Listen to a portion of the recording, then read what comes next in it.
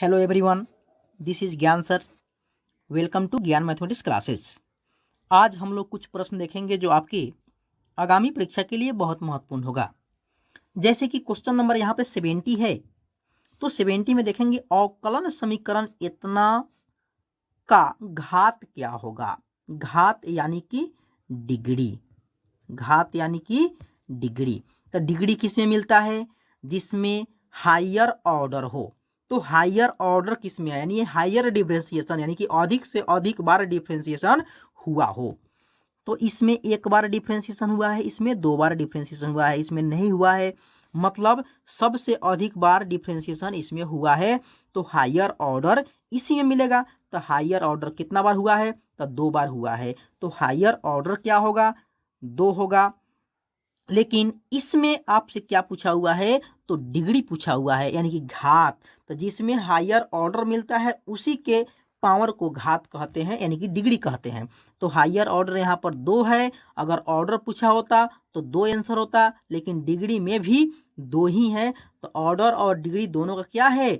दो है। यहाँ पर डिग्री पूछा हुआ है, इसलिए डिग्री समझ करके मारते हैं ऑप्शन नंबर सी, दो आंसर होगा। अब देखते हैं क्वेश्चन नंबर 71। अवकलन समीकरण 1 plus d y by d x का whole square equal to d square y बटा डी एक्स स्क्वायर का घात क्या होगा। घात यानी कि डिग्री। तो डिग्री बताना है तो हायर ऑर्डर में ही डिग्री मिलेगा। तो हायर ऑर्डर क्या है? इसमें एक बार डिफरेंशिएशन हुआ है, इसमें दो बार हुआ है, तो इसी में आपको मिलेगा डिग्री। दो बार डिफरेंशिएशन हुआ है तो ऑर्डर तो हो जाएगा दो, लेकिन डिग्री क्या होगा? तो कुछ नहीं है। मतलब अपने समझिए कि इसका पावर क्या है? एक है। तो इसका डिग्री हो जाएगा एक, यानी कि ऑप्शन नंबर ए हो जाएगा। अब देखते हैं क्वेश्चन नंबर 72। क्वेश्चन नंबर 72 देखेंगे। क्वेश्चन नंबर 72 में एक्स अक्ष और y बराबर साइन एक्स के बीच x बराबर 0 से x बराबर पाई बाई 2 तक के क्षेत्र का क्षेत्रफल क्या होगा। Area between the x axis and the curve y is equal to sine x from x is equal to 0 to x is equal to pi by 2 is. अब देखिए यहाँ पे y बराबर साइन एक्स और लिमिट कहाँ से कहाँ दिया है? तो 0 से पाई बाई 2। तो देखिए यहाँ पे इंटीग्रेशन कीजिए, 0 से pi by 2 y d x. तो क्या हो जाएगा? 0 से पाई बाई 2 और y का वैल्यू क्या है?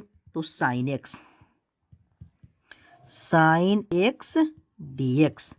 तो साइन एक्स का डिफ्रेंसिएशन क्या हो जाएगा? सॉरी, इंटीग्रेशन माइनस में कॉस एक्स, और इसका लिमिट कहाँ से कहाँ है? तो 0 से पाई बाई 2। अब रखिए, एक बार पाई बाई 2 एक बार 0, तो माइनस को बाहर ही रखा जाए। Cos pi by 2 minus cos 0।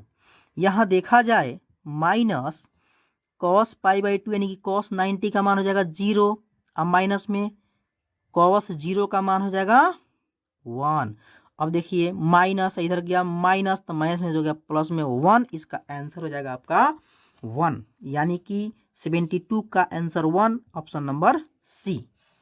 अब देखते हैं क्वेश्चन नंबर 73। इसको मिटा दिया जाए। चलिए, क्वेश्चन नंबर 73 में बोला हुआ है कि इसका मॉड ज्ञात करें। मॉड यानी कि इस वेक्टर का मॉडुलस प्राप्त करना है। तो मॉडुलस का फॉर्मूला सिंपल आप पता होगा, रूट अंडर यह आई है, तो आई के पीछे का जो गुणांक है -1 है, तो -1 का स्क्वायर प्लस जे के पीछे 2 है, 2 का स्क्वायर प्लस माइनस में 3 का स्क्वायर, यही होता है मॉड। ठीक है, तो यह हो जाएगा आपका रूट अंडर -1 का स्क्वायर 1, 2 का स्क्वायर 4 और 3 का स्क्वायर 9। तो रूट में क्या हो जाएगा? 9 4 13 1 15। यह हो जाएगा root under 15, option number A. अब देखेंगे नेक्स्ट क्वेश्चन। नेक्स्ट क्वेश्चन आपका 74 है। तो 74 देखेंगे। 74 में बोला हुआ है कि यदि बिंदु ए और बी के स्थिति सदिश इतना और इतना है तो ए बी ज्ञात करें। ए बी का क्या होता है? ए बी निकालने के लिए बी में से ए को घटाया जाता है, मतलब position vector O B minus O A. तो बी से ए को घटाइए, क्या आ रहा है आपका आंसर? तो यह मान लेते हैं कि ए हो गया, यह हो गया बी, तो घटाइए -3 और घटाव का चिन्ह लगेगा माइनस में 1 तो हो जाएगा माइनस में 4। उसके बाद -4 -2 माइनस में 6, उसके बाद 0 से 3 गया माइनस में 3, यानी कि इसके साथ आई जे के यूनिट वेक्टर का प्रयोग कर दीजिए, यानी कि 4i 6j -3 के आपका आंसर होगा।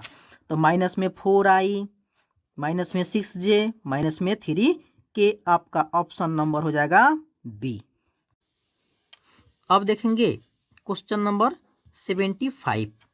तो 75 में बोला हुआ है कि यदि 2i + 3j + k 6i - j + 2k एवं 14i - 5j + 4k क्रमशः बिंदु ए बी सी एक स्थिति सदिश है, तो आपका ए बी सी क्या होगा? संरेखीय होगा या असंरेखीय होगा या कोई नहीं होगा या दोनों परपेंडिकुलर होगा? तो बाबू जब संरेखीय प्रूफ करना हो तो आपके पास 2 पॉइंट रहता है ए और बी, तो उसमें से हम लोग A1 बट्टा A2 बराबर B1 बट्टा B2 बराबर C1 बट्टा C2 देखते हैं। अगर तीनों बराबर हो जाता है तो वह हो जाता है कोलिनियर। कोलिनियर यानी कि संरेखीय। तो यहाँ पे 2 नहीं बल्कि 3 दिया हुआ है, तो 3 को हम 2 बना लेते हैं, 2 गो मिला के एगो बनाएंगे, फिर 2 गो मिला करके एगो बनाएंगे, यानी कि पहला हो गया ए, दूसरा हो गया बी, तीसरा हो गया सी। तो हम निकालेंगे ए बी, तो ए बी से एगो बन जाएगा। तो ए बी का मतलब क्या होता है? तो ओ बी माइनस ओ ए, बी में से ए को घटाना है, तो बी में 6i से 2i गया तो 4i। उसके बाद माइनस जे से माइनस जे, यानी कि माइनस जे से गया माइनस जे, तो माइनस में हो जाएगा 2j। उसके बाद आपका हो गया 2k से एगो के गया तो प्लस में बच गया k। यह हो गया आपका ए बी। अब निकालेंगे क्या चीज? तो ए बी के बाद बी सी, तब बी सी में क्या होगा? बी सी में क्या होगा? ओ सी माइनस ओ बी होगा, मतलब सी से बी घटेगा, तो सी है 14i से 6i गया तो 8i। उसके बाद -5i से माइनस में j, यानी कि माइनस में प्लस, तो -5 प्लस 1j, तो -5 प्लस 1j तो माइनस में 4j, माइनस में 4j। उसके बाद 4k से 2k गया तो 2k हो गया प्लस में। अब देखिए इसमें से A1 यह हो जाएगा, B1 यह हो जाएगा, C1 यह हो जाएगा, A2 यह हो जाएगा, B2 यह हो जाएगा, C2 यह हो जाएगा। चेक कीजिए, तो 4/8 बराबर 2/4 2/4 बराबर 1/2। अभी 4 दूना 8, 2 दूना 4, 1/2, 1/2 इसका आ गया, 1/2 इसका, 1/2 इसका, मतलब A1/A2 बराबर B1/B2 बराबर C1/C2 पर यह नियम लागू हो रहा है। इसलिए यह तीनों बिंदु ए बी सी जो होगा क्या होगा? संरेखीय होगा, यानी कि कोलिनियर होगा। तो ऑप्शन नंबर ए आपका सही होगा। अब देखेंगे क्वेश्चन नंबर 76।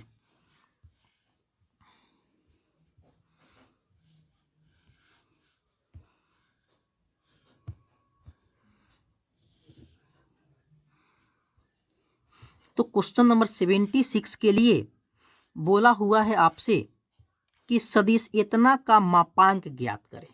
मापांक यानी कि मॉड ज्ञात करें, तो सीधे फॉर्मूला है आपका रूट अंडर आई के गुणांक का स्क्वायर मतलब 2 का स्क्वायर प्लस जे का गुणांक तो माइनस में 7 का स्क्वायर, उसके बाद के का गुणांक यानी कि माइनस में 3 का स्क्वायर।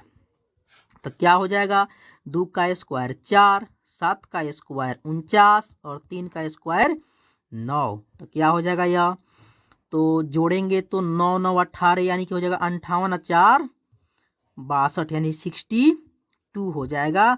ऑप्शन नंबर आपका बी। ठीक है।